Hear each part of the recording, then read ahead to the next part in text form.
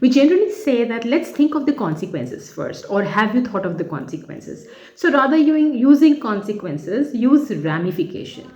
Just let's think of the ramification before we take the decision, or have you thought of all the ramification before taking this decision? Ramification means like probable consequence of something. That's ramification. That's a good replacement. Another replacement that you can use is, we generally say, like when we are talking, some people all of a sudden they start different topic, so and you still want to talk at the same topic which was there initially, so you can always say let's not derail from the topic, let's get back to the same topic. Because derail, literal meaning is that when a train gets off the track, that is derailing, but symbolically you can use it like if somebody is diverting you from something, that is also can be used as derailing.